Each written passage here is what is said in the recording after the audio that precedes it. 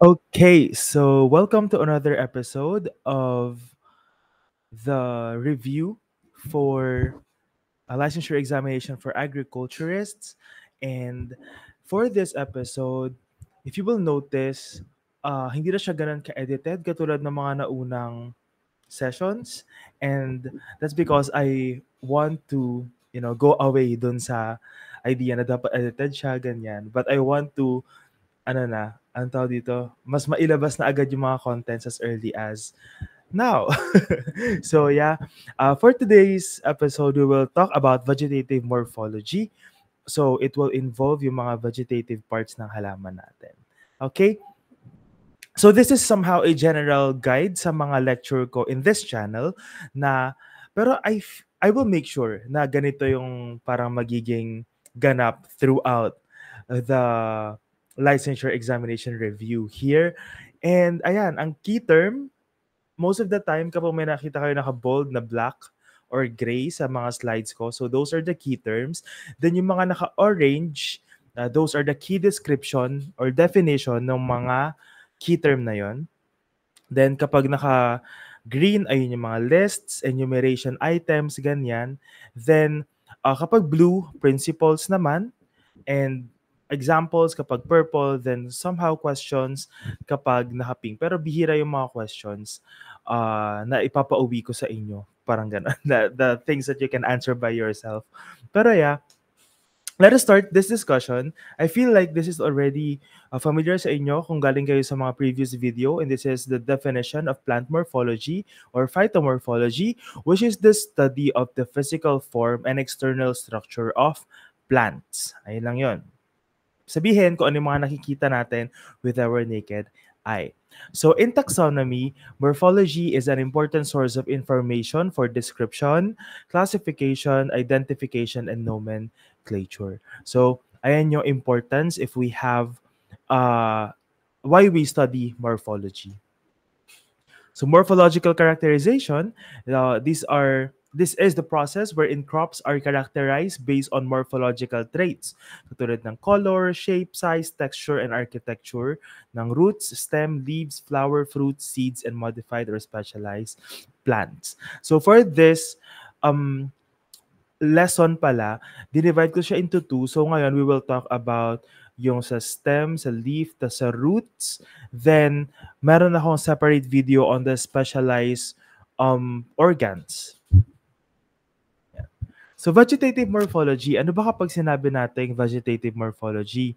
So, ang ibig sabihin na nito, ito yung portion ng plant life that is primarily involved in the growth and development, support and metabolic activity. So, growth ng stem, growth ng roots, growth ng leaves, din lang siya. So, yung mga metabolic activities na kasama doon yung photosynthesis, respiration, translocation, yung mga ganun na bagay. So, it does not involve sexual reproduction. So, that is another lesson, which is reproductive morphology, na ang kabilang naman doon ay yung flowers tas yung ating fruits.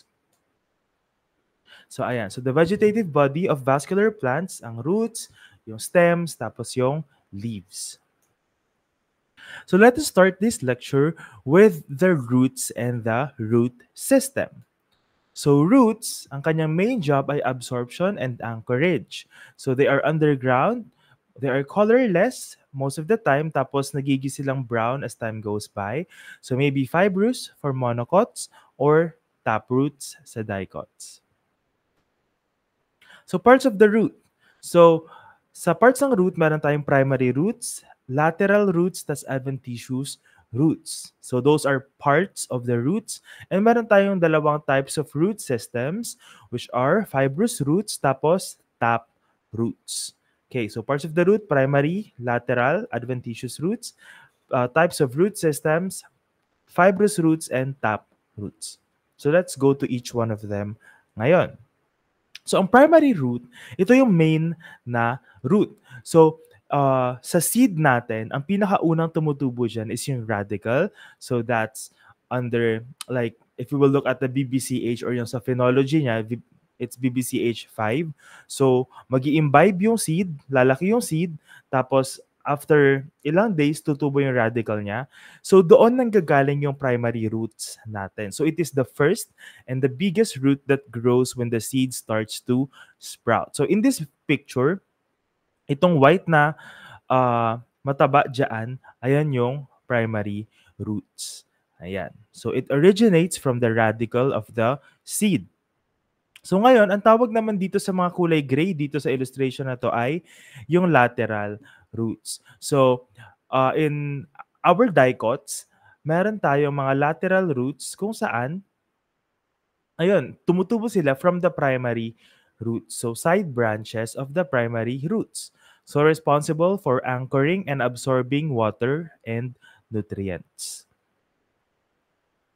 Okay, another part of the root is yung adventitious root. So, there are some species na tinutubuan ng ganito, katulad ng nasa picture which is yung corn. Ayan.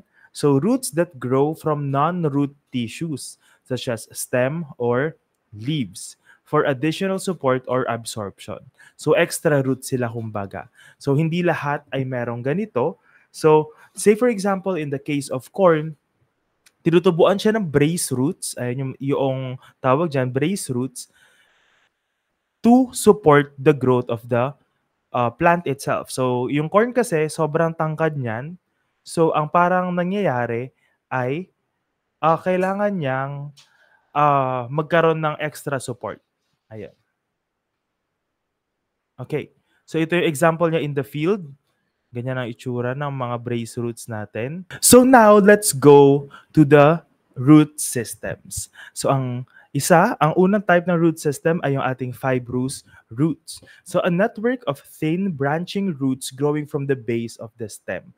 So ito, wala siyang dominant central root or wala siyang primary roots. Ibig sabihin, para siyang kumpol-kumpol lang na gano'n. So ang ano ko dito, think of it like this: a bunch of small roots that look like tangled threads. So spreading out from the plant's base. So ayun ang fibrous roots. And most of the time, or mostly, nakikita to sa ating mga monocots.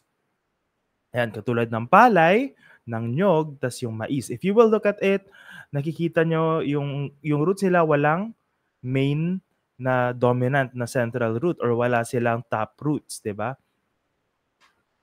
Okay, the next one is yung taproot natin. So, ito naman, a single primary root that grows downward with smaller lateral roots branching off. So, kumbaga ito, yung parts ng roots natin, yung kaninang primary root tas lateral root, meron siya. So, think of it like this. Think of Espanya. Let's say, for example, a boulevard. 'Di ba? Yung boulevard na napakalaki, ayun yung ating primary root. Then yung mga streets na nasa gilid niya, ayun yung lateral roots. So some of the examples ay ayan, mangga. So itong mango, meron yan dyan na primary root na papababa, tas meron siyang mga lateral roots. Then we also have santol. Ayan, malunggay, ito primary root niya to, itong mataba dito, tapos andito yung mga lateral roots niya. Ito yung mga examples ng ating taproots. Ayan. So next, let's go to part 2, which is yung stem. So sa stem, its main job is conduction and support. And these are above ground structures. They are erect, usually brownish at maturity, with prominent nodes and internodes. We have different types of stems. So herbaceous stems, they are soft and flexible. Woody stems, they are hard and rigid, capable of secondary growth. And monocot stem, which are herbaceous, let's say for example, yung sa corn natin. Mamaya, makikita nyo dyan yung different pictures ng mga to. But first, let us go to the external structure of the stem. So, ang stem natin, meron siyang nodes and internodes. So, node is a point on the stem where leaves, buds, or branches originate. Internode, the section of the stem between two successive nodes. So, if we will look at the pictures, ito siya. So, nodes, ayan, merong tumutubong mga branches, may tumutubong mga leaves, ganyan, fruits. So, ayan yung nodes. So if we will look at here, sa other picture naman, sa Leonorus cardiaca, makikita natin dyan na ito ay may mga tumutubong flowers. So those are the nodes. Then yung spaces sa gitna ng between each node, ayun yung tinatawag natin na internode. Ayan. So ayun yung yung dalawang parts na yon. Then we also have here leaf scars. So dito may mamita na term na leaf scars, bud scars, vascular bundle scars, yung mga ganyan. So yung mga yan, parang dyan lang meron dating leaf, dun lang dating merong buds, merong vascular bundle doon. Tapos, ayun, from the term itself, scars. So a mark that is left on the stem. So ito after the leaf falls. So it is somehow like a memory mark. So ito yung isa, bud scars naman, dating merong bud doon. So merong bud scale, tapos nag-fall off. So ayun yung bud scar. So if you look at this picture from the university, from Illinois Natural History Survey, yung bud scar ayun yung ito sa may bandang taas, then yung leaf scar ayun yung nasa baba. So may bud scale dyan dati, then nag-fall off. So ito yung itsura niya. If you will look at here, ayan yung bud, 'di ba? Yan. Tapos ito yung leaf. Dito tumutubo yung leaf sa may baba niya, 'di ba? So, yung bud scar ay yung nasa taas in the case of oak. Ayan. So, dahil nag-fall off, bud scar na siya. Ito nasa baba, leaf scar. Ayun lang siya. So ngayon, let's talk about the different buds na meron sa isang halaman. So we have the terminal bud and yung lateral or axillary buds. So sa terminal bud, from the term itself, terminal, nasa tip. So it is responsible for the vertical growth ng halaman natin.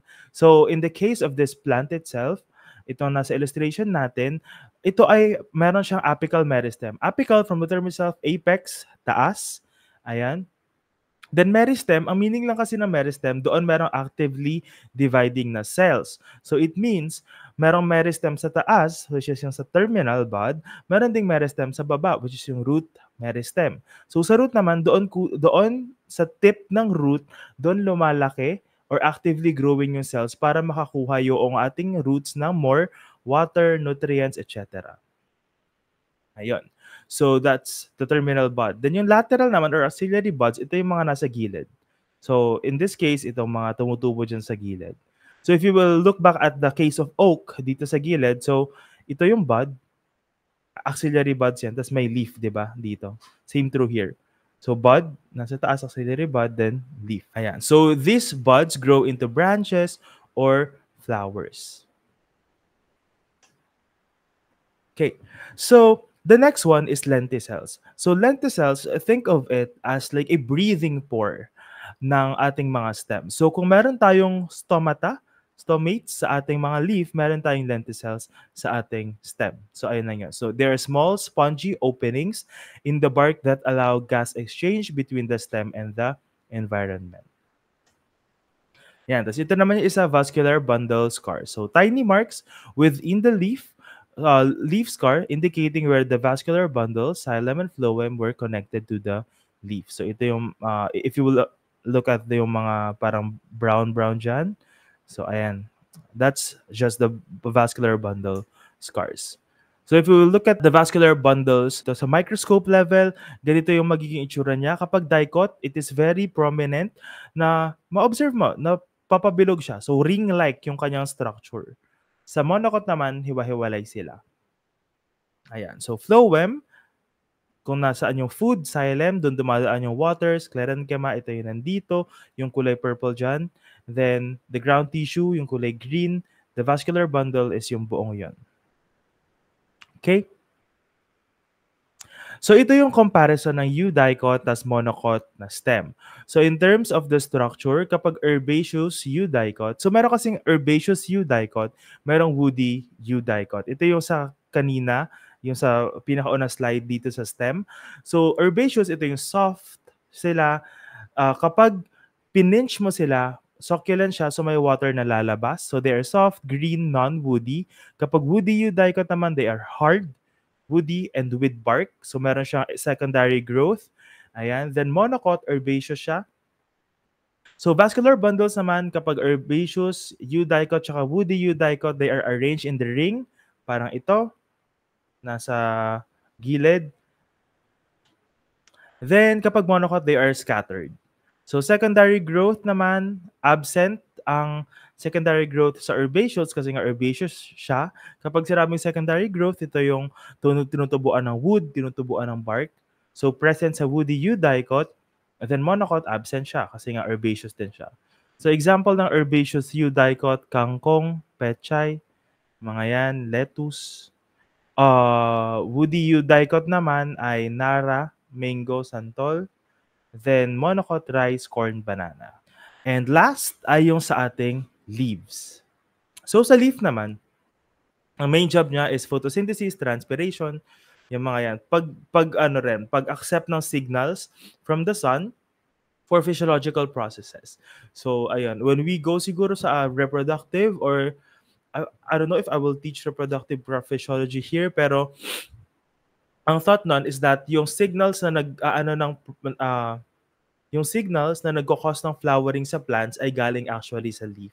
So yung leaf yung tagakuha ng signal na yun, then nagkakaroon lang ng cascade of reaction, then siya yung nagsisignal dun sa ating plant na sige mag-flower ka na. So that's more of a genetic, and I feel like wala naman sigurong ganun nalalabas sa boards. Yeah, parang wala lumabas naman na ganun.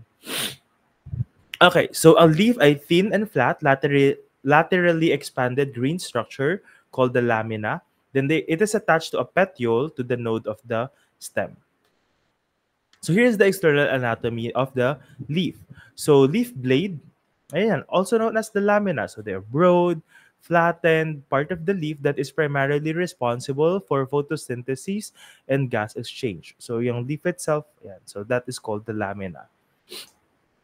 Then petiole, ito naman yung nagko-connect sa leaf papunta sa node. So dito sa photo na nasa gilid, ito in-encirclean ko dito. So that's the petiole. Ayan, so naka-connect siya dito sa node. Then ito na yung leaf natin. It connects the leaf blade to the stem. So that's a petiole. So para siyang handle.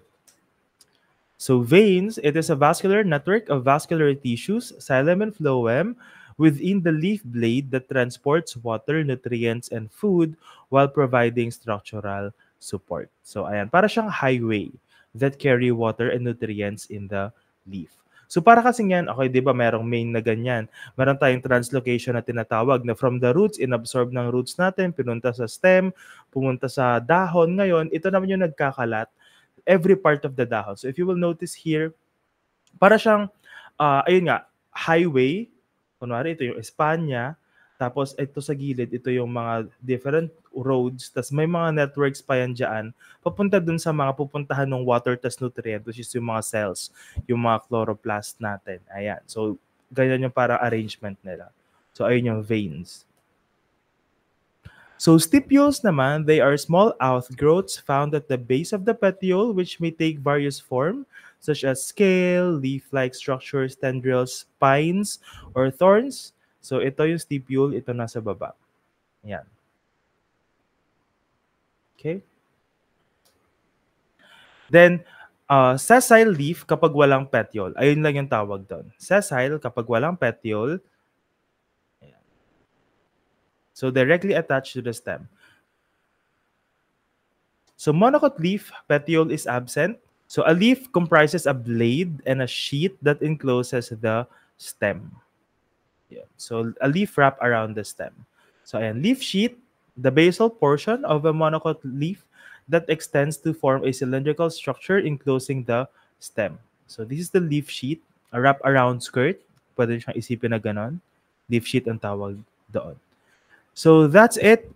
Kung may mga kung may mga na-observe kayo ng mga terms na hindi nyo pa alam at this point, or kailangan nyo na more discussion, it will be discussed sa next na episode, sa next na video on the specialized organs. Yung mga tendrils, ano pa ba yung mga binanggit ko kanina, and spines, thorns.